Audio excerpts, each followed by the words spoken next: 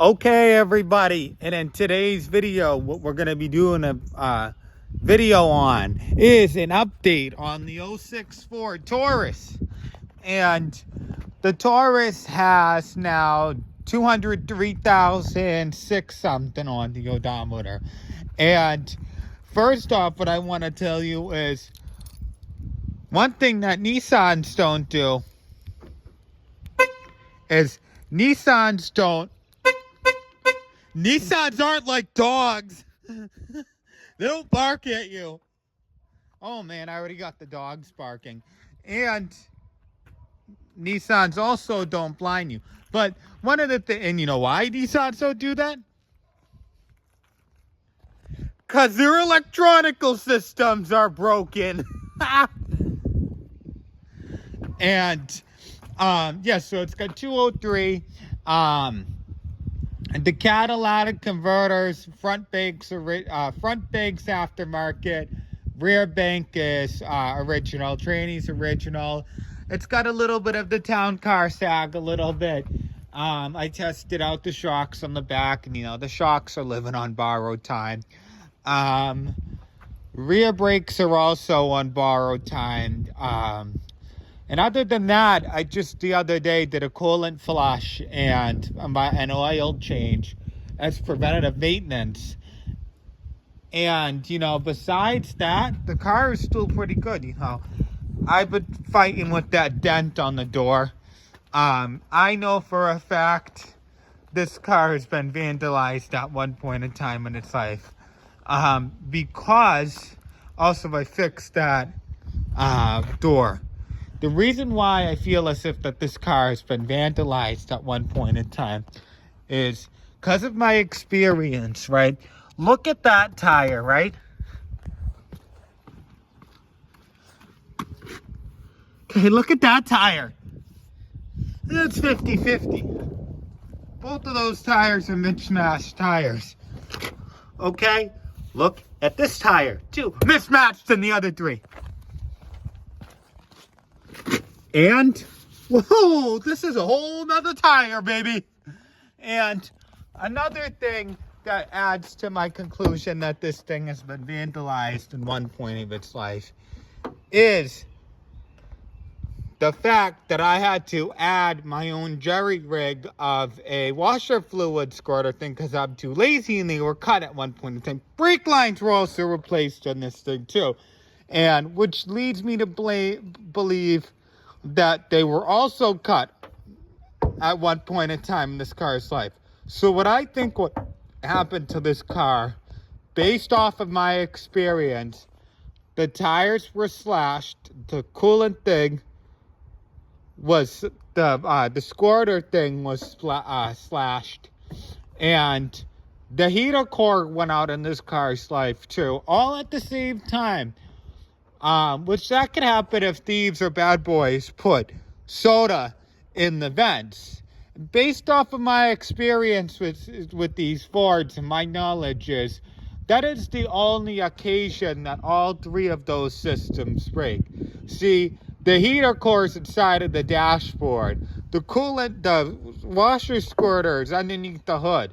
So the only time that something like that, and also the thing on the door, the only time that something like that could happen is as if somebody ding these doors with the window down with their cheater bar trying to break the window. Okay?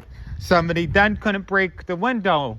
And then, and also a way to tell that these windows have been replaced too, because they don't have the Ford sticker on the side of them. They have an aftermarket sticker. So these windows have been replaced before. These have been replaced too. That one's original. That one's original. That one's original. That one's original. So those two windows have been replaced. So based off of my experience, it looks to me like this car has been stolen at one point in time in its life, because it looks to me as if somebody broke the window, hopped in the car, cut the washer fluid lines to have them squirting on the wheels to spin the tires, And then they dumped a bunch of soda inside of the dashboard on this thing. This car, I believe, has been stolen before. There's been because, you know, that again, that doesn't all happen to a car. So a car's coolant line, washer lines can clog up. The jetties can clog up sometimes if they cut the nipples inside of them. Now, if a theft does that, but also it could also happen as if they clogged up, you know. But again, the heater core, the washer fluid, and it's not going to all clog up at the same time. You know, way different systems, baby. Way different systems. And the window doesn't break itself either. So, other than that, oh, and what's also cool is because back in the day, whole Ford thought it would be bad to have an antenna, so you can remove that antenna. And I think it's really annoying, this whole antenna system. It's kind of a half-ass system in this car, because if you don't have the antenna buried so deep into the ground that it's poking the devil's ears, you know, it's going to get interference with the radio system, right? Interference is not great. Just like how they say PB Blaster can be disaster, well, interference is hell. Okay? Besides all of Ryan's typical crap in there, when you use a Bluetooth connection system, right, on these Fords, my advice is use something that's got an auxiliary input, because the sound resolution in this case here, because of that dumb antenna this car has, is going against two different frequencies. And also, the anti-theft system won't work when this is plugged in, because it messes with the broadcasting of the radio frequency system that's inside of this car. So, my advice is don't use one of these cheap little clunkers. Get something by Sony where it's got an auxiliary input. Now, because what happens is, even if there's no antenna in the system, the frequency will static out when you're listening to music. And I don't know, this car's got a great speaker system on it. Not a blown speaker at sight in this thing. And it's got a woofer on the left, a woofer on the right, and a built-in subwoofer, and a re-exing dash camera. So, I like to listen to my music loud. I don't like to be drumming away, whatever, rapping my Drake in here. It's really annoying. So, and I also want to talk about one of the other things you get with this car, right? That past conversation leads me into the features that this thing has. So, differences with the Fords. These cars are very simple, right? The SLE, which is the special luxury, the SEL is the sport. Oh, what is that one? That's a good sport executive luxury end. Okay? That one has a wood grain in the interior and leather seats, okay? This is the sports edition, which is the trim level down from the SEL. And the only other thing that the SEL has is a sunroof. Leather, wood grain, and a sunroof. Which, yeah, you know, I like cranking up the tunes and letting my hair blow around in the wind. So I definitely could tell you I'm missing my sunroof a little bit. But, hey, you know what I don't miss about my Nissan? Is when crap broke, what a horse's ass it was to get those bolts off. This car is light years easier to fix. For example, on the Pathfinders, right? You saw that alternator, right? Let me pop the hood for you. Working on a Pathfinder a couple of days ago, right? And I know those Pathfinders good. It was a 2014 and it was in the shop, right? And the thing that really pisses in my cereal is, okay, there's the alternator in this car. very easily accessible. I mean, we're talking hard labor. Hard labor. You take the belt off. You unbolt this. You unbolt the negative terminal. You unplug the positive terminal. And you, of course, unplug the battery first. And ready for this? It's rocket science. It comes out! Now, the Pathfinder I was working on the other day, which the 13s to the 13s to the 20s. Man, those cars are clunkers. So the Pathfinder, because it was way down in the front of the engine, you had to pull the bumper off.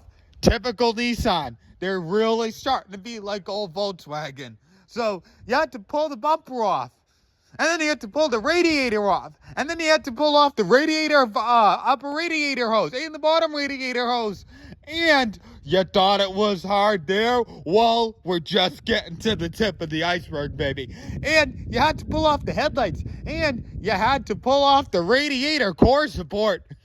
I mean, all because Nissan was too much of a garbage company to put the alternator in naked sight. Now, you don't have to dismantle this car, unlike the piece of crap Pathfinders. I mean, 2012, 2007, those years, those Pathfinders were excellent. But the 13s, man, those cars are horrible cars. Those things are junk. I had a customer that had one that he got 90,000 miles out of his until the transmission fell apart. And honestly, with my experience with those things, I'm quite shocked that the differentials were held up until the next time the transmission went out, because I've seen those differentials go out at 50,000 miles. I've seen the catalytic converters fall apart on those things at 60,000 miles. So, tranny goes out again at 149, right? Okay? So, not only did the transmission go out on that piece of junk, well, the differentials also went out. And knowing those Nissan Pathfinders, the catalytic converters were the next thing to go on. And also, the rear differential and the front differentials are built like trash on those things. If you value your money, I could go off for days about why a 2013 to 2016 and up Nissan Pathfinder is a garbage car. And on top of that, besides the stupid monstrosity designs, well, they also have a piece of crap CVT in them, which is a horrible transmission too. It's such a shame, because those 3.5 liter VQ series engines and those things were used on the Z cars. Those things were used on the Maximas, Muranos. You know what the mechanics say about Muranos is they're really moranos, because the only people that buy a Nissan Murano is people that are morons about cars.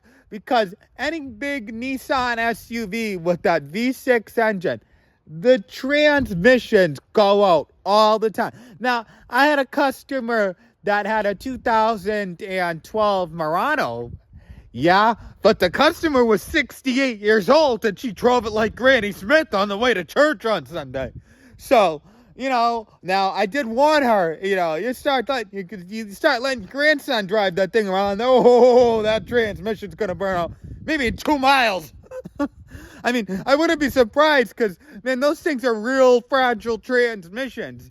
Now, it's one of the biggest bitches about that system is that those 3.5 liter engines, man, those things could run and run and run. But it's the rest of the car that's Nissan garbage. I was working on the other day, a Lexus ES 350, right? And it's 2008, right? It's the exact opposite of a Nissan Maxima, because this Lexus, the key fob still worked. The doors still locked. The engine ran like a top. The speaker system was phenomenal. None of the speakers were blown out. I hear stories of the valve cover gaskets leaking on those things. I hear stories about the speaker system blowing out on those things. But sometimes conspiracy theories are a real line of crap. Because, you get in that car, right? Proof is in the pudding. You get in that car, and it goes. It doesn't break down like a BMW. They say Bravian Motorworks. Well, you know what I say? Bring my wallet.